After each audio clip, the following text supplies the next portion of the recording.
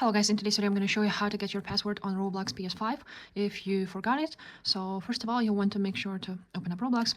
After you are here at the top, you want to go ahead to settings, and here on settings. Now if you don't know your password and you forgot it, then you're going to press on help option, and then you will be redirected to roblox.com. After that, you want to press Roblox account right there. Then you're going to see logging in and press forgot my password. After that, scroll down until you will see need more help, contact support here. So this is the only option how you can do this.